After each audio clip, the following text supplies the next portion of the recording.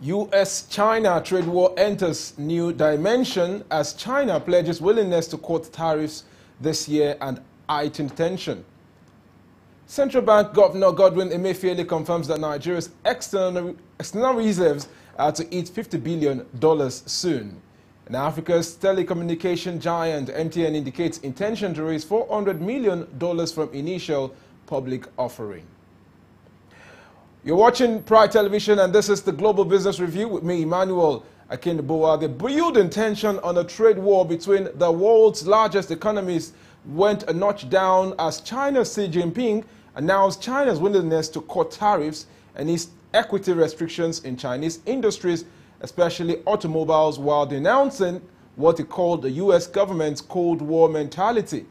Well, here with me to explore the angles to this global trade war story is Joy Owuka, a business correspondent with VWS. Hello, good morning to you, Joy. Good morning to you, Emmanuel. All right. The news has been trending for some days now, but it appears we have a new dimension to the story. Yes, we do. So what's happening? What's the signal we're getting from the two powerhouses, China and the United States, on this development? Well, Emmanuel, it's as you rightly said, the Chinese government has finally showed willingness to shift ground in what the world has termed as a trade war between the United States government and the Chinese government. Recently, in a BOA forum in Asia, President Xi Jinping announced that he's willing to lower tariffs on cars and other import goods into China from the United States. Now, this obviously comes as a good news for analysts and everyone watching the tit-for-tat between both presidents, because right now investors can now, would I say, heave a sigh of relief a little bit, because the tension is beginning to reduce on both ends. And with what the Chinese president has just said, it shows that the supposed trade war is obviously coming to an end, or we're going to see an end to it soonest. Okay. We also have reports that China is bringing in some concessions on their part, where, of course, that may signal some positive signs to the trade war in that one. But let's look at some other parts of this story. The original intent of the United States government was to harmonize their interest based on the intellectual theft that China have been accused of. But do you think, as part of the concessions, China may also be looking at addressing the issue that led to this tariff hike in the first place? Oh, well, you see, the whole issue that led to the tariff act, we could trace it back to when Broadcom, the Singapore-based company, decided to redomicile itself in the United States. And then after the C4C investigation, it was termed that it was not safe for the American government to actually allow Broadcom take over Qualcomm. And at that point, that was when Donald Trump first termed Broadcom's takeover, when he cancelled the deal and he said he was trying to protect America's intellectual property. But he has now decided to extend it to China as a whole. But like you just said, the intent then was to protect America's intellectual property. Businesses as well. Exactly. You know, when the United States president first came into office, one of the things he said was that he was one of his 4-point agendas was to increase trade, to enhance trade progress on both ends. Now, Donald Trump's president's administration is actually trying to do this, but we have noticed that since 2016 up till date, the trade deficit in goods for the United States has reduced, it has increased, from $347 billion to $375 billion. So as such, in as much as Donald Trump is trying to ensure that deficits reduces, rather it's increasing. So this has led to him taking actions by when he started off with increasing tariffs on import goods from China, and then which led to the trade issues we've been having between both countries. And so on that note, we believe that if the Chinese government is willing to shift ground, and the American government representative, or the government of America, is also willing to come to the negotiating table, this would actually help to assuage claims of intellectual property theft. Although the Chinese government has come out to say that's not the case from their own end, as the Chinese government isn't trying to steal America's IP properties. So there are strong denials from the Chinese government about the accusations from the United States government that there have been intellectual theft. But let's look at the political side of all of this. Donald Trump did make some campaign promises about making America great again. Yes. And I think part of that was trying to make American businesses get value. Exactly. And of course compete favorably with the other global economies. Do you think this is more of a political campaign and not based on economic necessities for United States businesses? Is this more like Donald Trump or the United States government trying to flex its political muscle, or this is like a business decision that the United States government have to take at this point in time? Well, I won't say the President of the United States is trying to flex his political muscle, because when he came in, I told you he had a 4-point agenda, and one of that is the historic tax cuts. And now we have seen this earlier on when Donald Trump, he has cut down taxes for companies. Now, this is one of the historic things that he has done in the American business world, because with the cut of taxes, it's now those companies can now actually channel this excess money they pay in tax back into the economy. So it's more of him trying to make the American economy great once again, like you said. So it's rather than it being political. Yes, it was one of the things he promised while coming into office, but I believe it's more of him trying to build up the United States economy to ensure that it remains as the world's largest Is the United States economy under any kind of threat? I wouldn't say it's under any kind of threat, but even when you're at the top, you always want to ensure that you remain at the top and then try to cut off certain things that would want to bring you down. So I believe that's what Donald Trump is trying to do. So if the United States economy is not under any kind of threat of perhaps depression or whatever, why is China the target? Well, China is the next largest economy, and if you notice, China is more of an exporting country than an importing nation, and China's market is growing relatively. And so definitely the American government would want to ensure that even if it does not match what China is doing, at least they try to remain on a level playing ground with the Chinese government. So I wouldn't, like you just said, it's not like the American government is under any threat of sorts, but it is Donald Trump's dream to ensure that the American business space remains what it is, and it builds it greater than it's already against other economies. Okay. Just like the United Kingdom is trying to do for itself when it decided to pull out of the European Union. Okay. All right, we've been discussing the U.S.-China trade war. There's a new dimension to it now, as China have considered some concession on their part, and of course Joy Owuka is here with me to look at the latest development and the implication on how these two global economies will fare. Joy, let's look at the new development now. China have signaled their intention to cut back on some of their threats. I remember some few days ago they made a formal complaint to the World Trade Organization with China's intention or decision to play ball in court now, to ride the storm. What do you think the WTO can do now? Can they now bring both parties to the table and get some concession on both parts? Since China has decided to have some concession, perhaps the United States would also consider some concessions on their part. Oh, well, you know, the WTO is the international organization in charge of trade between two nations. And of course, the WTO has a due process it has to follow in situations like this. Now, since China as a country has made, it's filed a formal complaint, the WTO, it's expected that it would follow through with its due process and then come out with a formal statement. Since China, President Xi Jinping has come out to say that China is willing to lower rates, the WTO is yet to make any formal announcement on this. So we expect that the WTO would go on with look at the its own due process, consider the terms with which the Chinese government is willing to lower its process, and look at consider the American government also, and to also see on what terms would they be willing to agree to what the Chinese government is offering.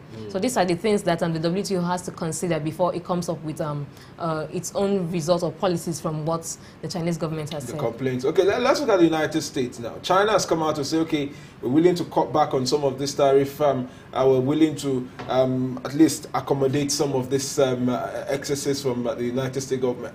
Let's look at the United States government. How would they reciprocate this? Would the United States government also, are there possible areas where they would also cut back on their threats? Do you think there are some areas where the United States may just soften their stand, as it were, right now? Well, you see, since the Chinese government made this formal declaration, the United States government has not made a formal announcement towards this. Although the American President Donald Trump tweeted in response to what the Chinese president said, where he said both governments would be willing to work together. But, you know, that's the president's own opinion. Both governments have to formally come together.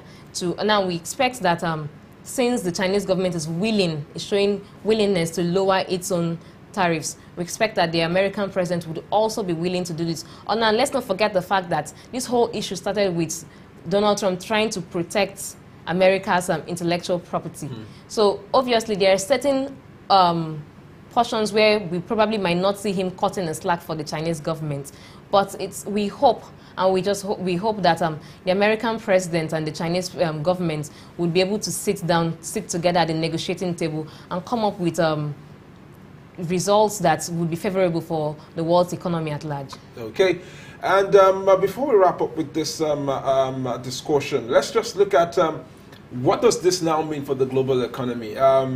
Some cherry news about the tension between these two global economies. When the news broke last week, the markets reacted sharply on the negative to the news that the two global economies may be heading into what many call a Cold War or a trade war. But with this concession from the Chinese part, and with the expectation that the United States government may also come with some concession, what does this mean for the wider global economy?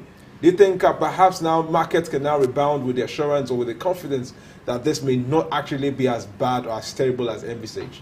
Well, like you just said now, it's hopeful that markets will be able to bounce back, because since the Chinese government is showing willingness, we expect the American government to also do the same. And this would also boost confidence on the part of manufacturers and investors. And in the world at large, we know that it's not only the American society or the American economy and the Chinese economy that would be affected if there's actually a trade war. Other economies would definitely be affected. And then let's consider it on the African side. We know that Chinese has a relationship with African economy. Chinese has a direct relationship with African nations where it trades with. So we expect that with this, both countries who are allies of this, China and America, it would be a lot easier now for them to make investment decisions, and then the markets would stabilize with what the Chinese government has done. So we expect more stability. We expect to see it boost investor confidence. We expect people to come out now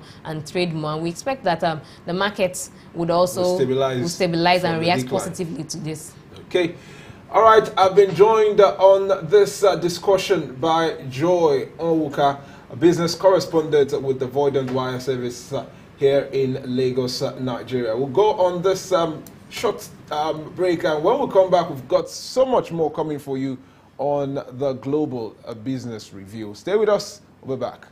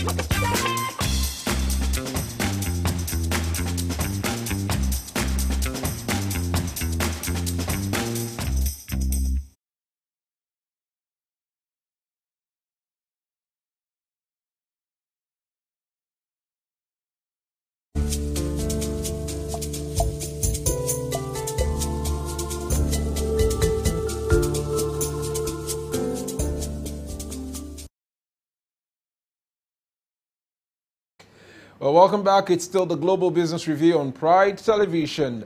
The Nigerian Central Bank Governor Godwin Emefiele has confirmed that Nigeria's external reserve will hit $50 billion before the end of 2018. The foreign reserves have recovered significantly from a low of over $23 billion in October 2016 to about $47.3 billion as of April 2018. Okay, so Charles Aboede, our business correspondent at VWS and an analyst, will sit with me now to provide analysis into Nigeria's growing foreign reserve. Welcome to the program, Charles. Thank you very much, Emmanuel. Some cheering news coming from the CBN.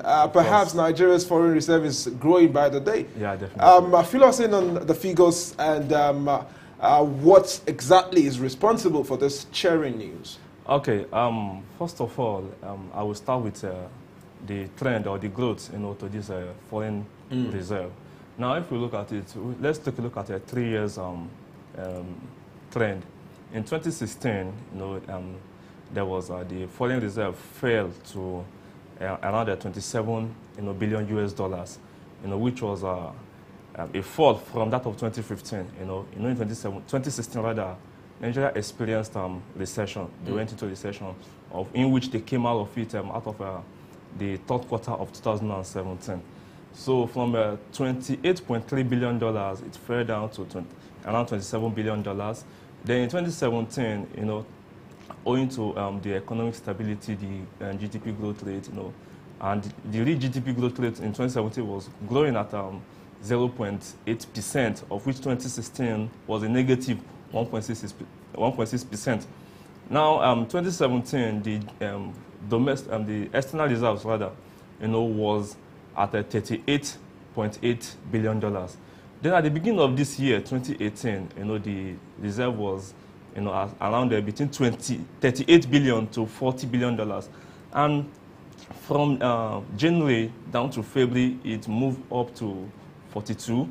Then 42 to, from February to March, it moved to 46. And just last week, the CBN just announced that the external reserve has grown, for April, around 47, above $47 billion.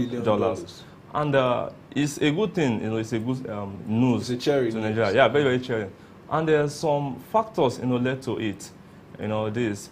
Now, if we look at the stability in the national economy, there has been a stable growth rate in the economy. And with this growth rate, looking at 2017, unlike 2016, from 2015, we had a GDP growth rate of like 2.7%. Then 2016, we fell to a negative. Then 2017, the economy became stable. And now 2018, you can now see the effect in the external reserve growing. So some factors led to this. And one of it is the rate to which the central bank was interfering or was intervening in the currency market. It was the rate to which they inject money into the currency market to stabilize it was at a slower pace, and that helped it. Then our non-oil exports, there was a decent flow, of foreign exchange, from our non-oil exports. While we export, money comes in. So the foreign portfolio inflows. Well, what kind of non-oil exports are we looking at here? Okay, we look at the agricultural sector, the service sector, every other sectors aside the petroleum sector or the oil sectors, that we export outside, out of the country, and the money coming in, the capital coming in, it has been decent, it has been encouraging. Okay. Then one of the good things there is the stability, the rising of the world oil price. The rising also oil more income. It led to a stability also in the economy regarding the petroleum sector and also like the oil sector rather. And it also brought in more money into the economy. Yes. Okay. Let's look at the wider implication of this external reserve growth. What is What does this mean for a layman on the street, a small business owner, that Nigeria's foreign exchange reserve is about eating perhaps the highest in about 3 or 4 years, $50 billion. What's the wider implication to the average man on the street and to the economy at large? Okay, you see, this external reserve that has, is about to hit the CBN's projection of $50 billion for 2018. Now we're already at $47.37 billion.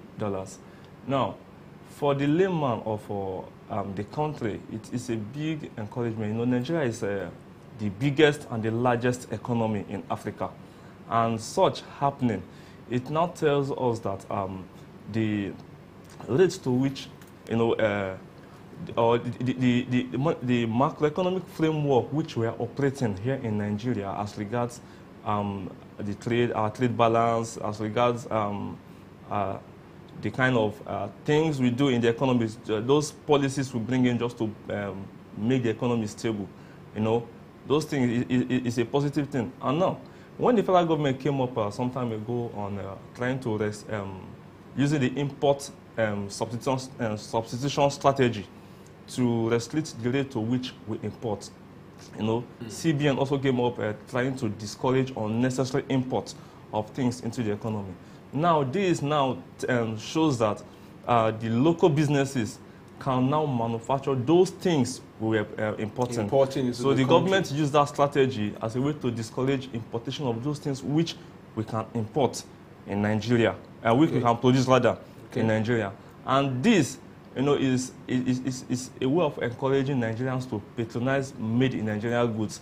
And when these things are being patronized, you are now, expanding the economy, based on the especially activities that taking place within the economy. Okay. So to the common man or to the country is an encouraging. Let's look at the graph on the screen now. The graph on the screen shows us a geographical rise in Nigeria's inflation rate. In April 2017, the reserve rate was at $30 billion. Of course. But in January 2018, we witnessed some upward swing up until $46 billion. Charles, looking at the graph on the screen now, what would you say is responsible for that upward swing we've noticed in the last 2-3 years in the Nigeria's foreign exchange reserve? Okay, just like I have mentioned before, some of the actions that was being taken by both the federal government and the monetary authority in Nigeria, led to this. Now, let's not forget that in 2016, when Nigeria was, when the economy actually was in recession, between September and October of that same year, 2016, the external reserves was at around $23 billion. And after that, by November, which was between September down, between October down to December, that was the 4th quarter. So at the end of that 3rd quarter, the economy started picking. What were the factors? What were the factors that actually triggered this? Yes, growth? I'm coming there. Were they government policies? Were they increased business activities in Nigeria? Well, increased production from the local manufacturing sector? The increase in the economic activities in Nigeria, it can also be linked, to the policies by the monetary authority, as also with the federal government of Nigeria. Now, like I have said before, the monetary authority in Nigeria, they came up and let's now look at it and say, okay, right now, the way we are going to intervene in the currency market, we are going to take it at a slower pace. Now, they're taking it on a slower pace. This led, the economy to be stable. And also, the world oil price is increasing. Now, we just hit $70 per barrel. So, looking at that, the increase, before that, it was it fell below 40. So, that means that the CBN projection can actually be achieved? Of course. Even before the end of 2018? Yeah, and CBN had a projection of 50. That was as at November last year. They gave a projection of $50 billion for the external reserves for 2018. And look at, this is just the second quarter. This is just the beginning of the second quarter. Yes, and we're already at 47.37. Okay. Definitely, with every condition, those factors which led to the increase in the external reserves. You know, if those conditions are kept, you know, without being tampered with, with all things being equal. Yes, all things being equal. You know, we have to put that into because anything can happen. But looking at this, you know, if those factors are not tampered with, definitely we can surpass that. The 50 billion. Yeah, 50 billion. Okay. Yes. All right. I've been joined on the review of Nigeria's foreign exchange reserve by Charles Abuide, who's been talking about how the growth has been sustained by some economic as well as political factors instigated by the Nigerian government as well as the economic watchers and administrators in the country. But on the final, I just want to ask you this quickly. Do you think the increase in foreign reserve for Nigeria can also help with the stability of the Naira? Yes. Okay. All right. I'd like to leave it at that. All right. We'll still have much more coming up for you on the Global Business Review. Of course, the next story we talk about MTN. Work with Africa's telecommunication giant MTN do with its intention to get about $400 million from its initial public offering in Nigeria. All that and more coming up when we return.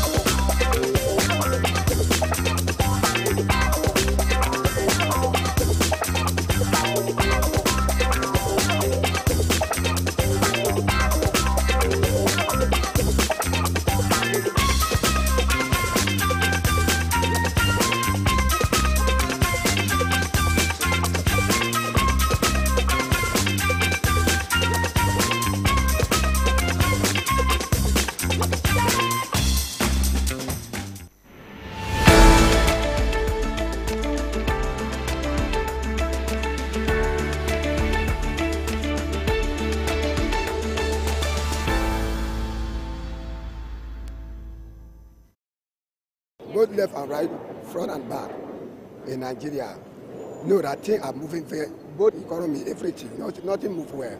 You know, the situation of this country has made everything to go high. You know, now we are in time of change. During corruption, things were so low, but change brings something too high. So I really understand the meaning of the change now. Many people in the jeopardy because their business is not going as before. People have sacked from work. People have lost their main life depending on the situation of this country. So human beings are not happy. Totally, this country, we are suffering.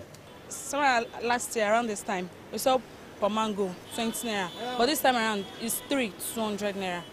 So everything is going higher and expensive. So that is what I can say about this economic growth. That's what I can say about it. 20 naira. No, I'm no more seeing 20 naira notes. Okay, what about 15 naira notes? 15 naira is scarce too, even 100 naira. All the 100 naira that is available, all is dirty and tough. It's not useful again to be used. Nothing will fine at all. So this, if I'm here as an old man to open my mouth and explain and tell you what's going on, people will criticize me. People will not happy. So let us just swallow it and wait for the time the Messiah will come. The richest man in the world came to talk to us about our priorities. It's wrong now. So we should have listened to what the man was saying. I mean, Bill Gates. So see what he told us. So, but our leaders don't listen to anything like that. Well, I think I've spoken enough.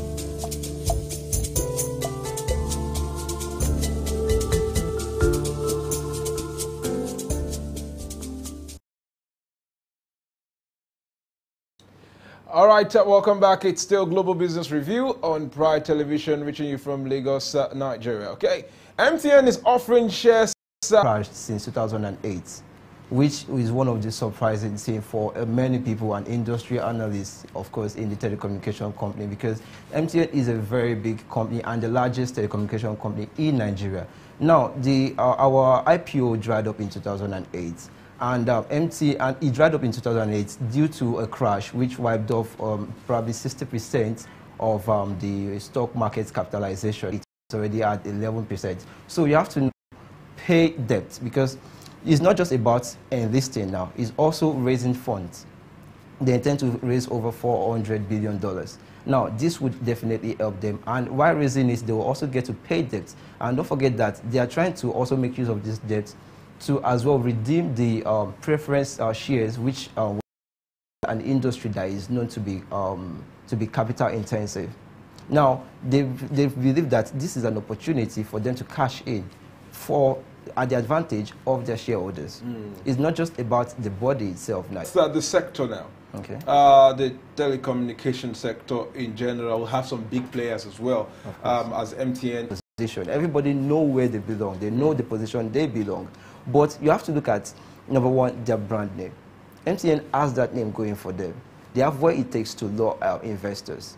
Also, they have the subscribers behind them. MTN has the largest subscribers in Nigeria. They have about 60 million subscribers. And you have to know that Nigeria is the biggest market for MTN in Africa. So they have all this. They have the brand name. They have the subscribers behind them. These are enough incentives to earn them the market trust, or the trust for investors to decide to cash in on their shares. Okay, we've been discussing on the announcement by MTN that it intends to take on an IPO, of course, to get as much as $400 million in revenue to expand their business interest in Nigeria. Of course, Lekon Fakoyejo is still with me, looking at this story and different angles to it. I'll come to you, Lekon, now on this. Let's go back a little. MTN's issues with the NCC, the regulators of the mobile telecommunication. Yes. The exposure of over 1 trillion naira. Yes, almost crumbled their business interest in Nigeria. Definitely. Do you think MTN is going this direction to first of all raise money from Nigerian people, so that it will no longer be seen as a foreign company, now be seen as a Nigerian company owned by Nigerians, so the interest will be more protected? Or do you think MTN is just trying to cut its risk that, if it runs foul of the law once again, it will not only be the biggest loser, of course, Nigerians will also be losing? Well, that's another way to look at it.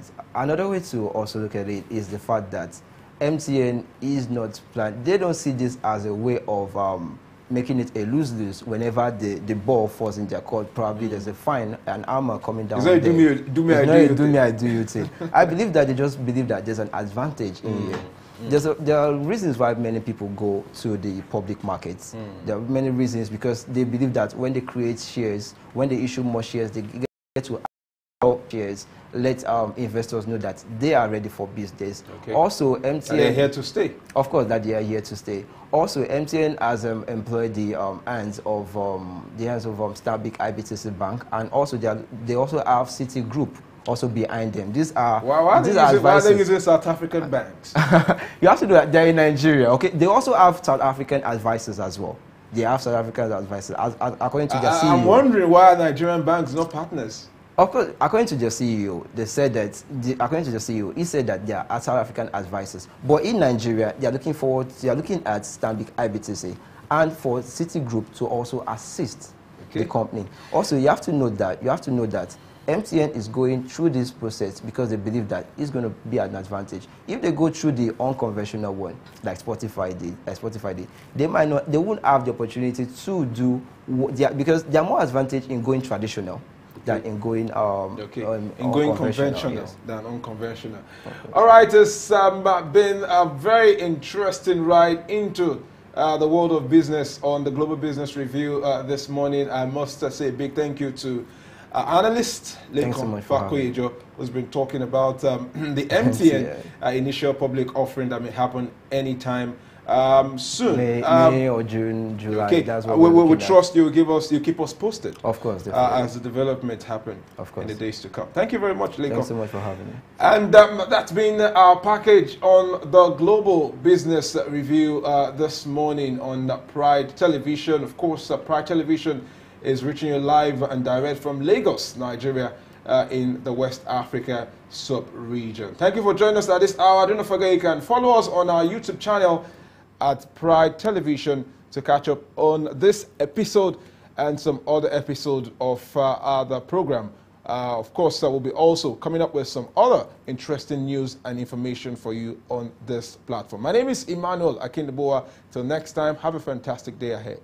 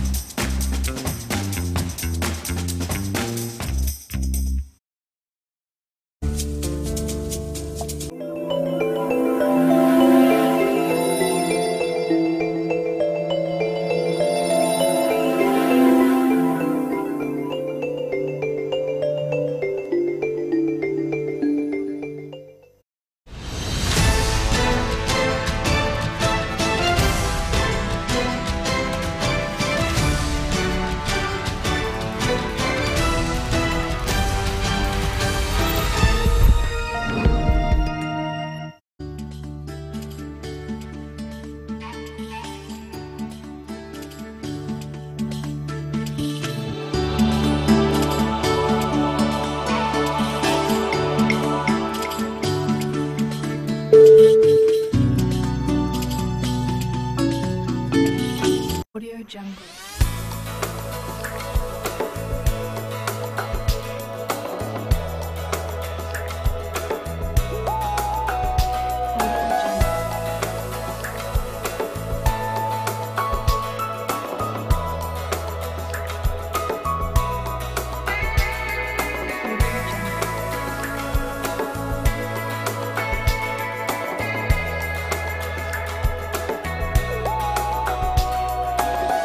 Audio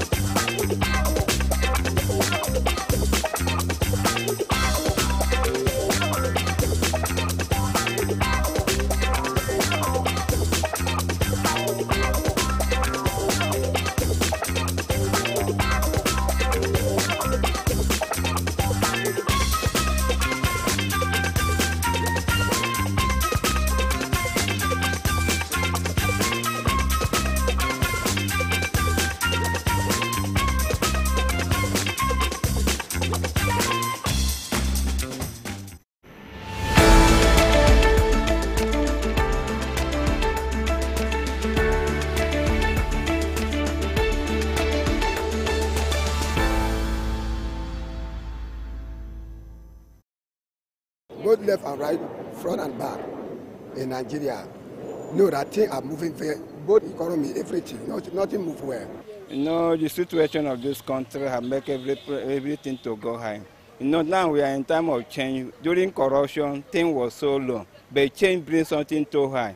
So I really understand the meaning of the change now. Many people in the jeopardy because their business are not going as before. People have sacked from work. People have lost their main life depending on the situation of this country. So human beings are not happy. Totally, this country we are suffering.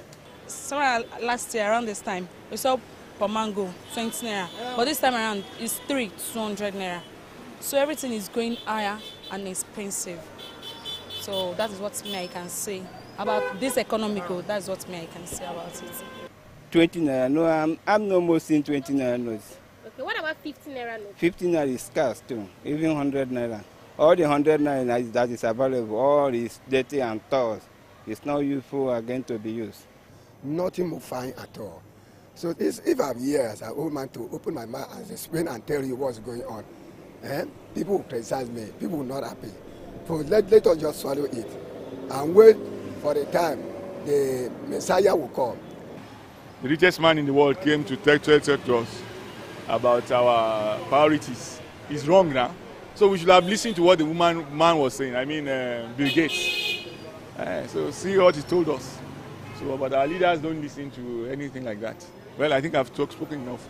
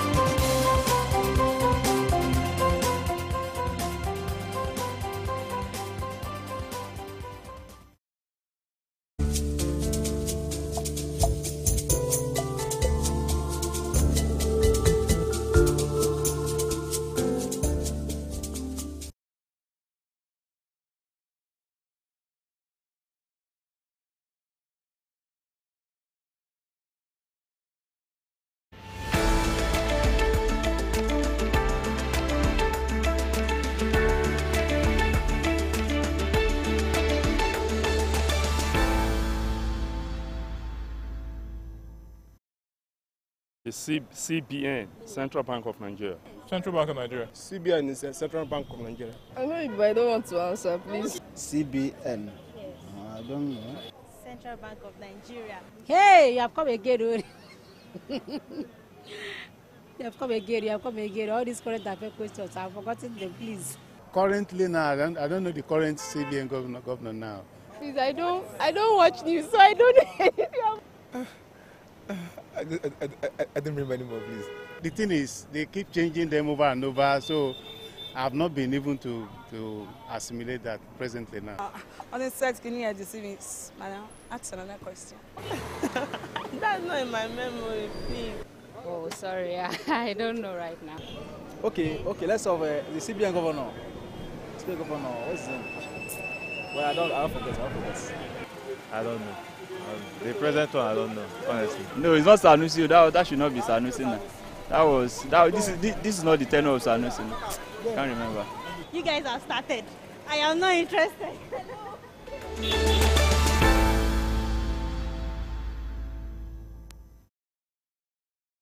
Audio Jungle.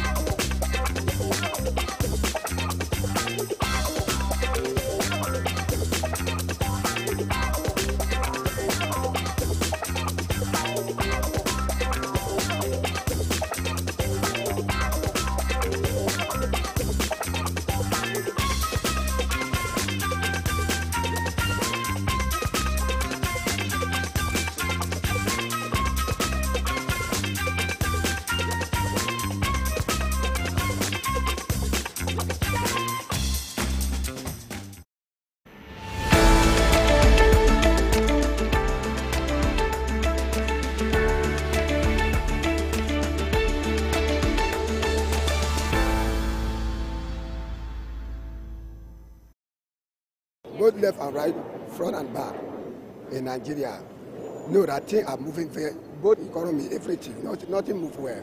You know, the situation of this country has made everything to go high. You know, now we are in time of change. During corruption, things was so low, but change brings something too high. So I really understand the meaning of the change now. Many people in the jeopardy because their business are not going as before. People have sacked from work. People have lost their main life depending on the situation of this country. So human beings are not happy. Totally, this country we are suffering. Somewhere last year around this time, we saw per mango 20 naira, but this time around it's 200 naira. So everything is going higher and expensive. So that is what me I can say about this economical. That's what me I can say about it. 20 naira, no, I'm no more seeing 20 naira notes. Okay, what about 15 naira notes? 15 naira is scarce too, even 100 naira. All the 100 naira that is available, all is dirty and tough. It's not useful again to be used. Nothing will fine at all. So if I'm here as an old man to open my mouth and explain and tell you what's going on, people will criticize me, people will not happy. So let us just swallow it and wait for the time the Messiah will come. The richest man in the world came to talk to us about our priorities. It's wrong now. So we should have listened to what the man was saying. I mean, Bill Gates. So see what he told us. So, but our leaders don't listen to anything like that. Well, I think I've spoken enough.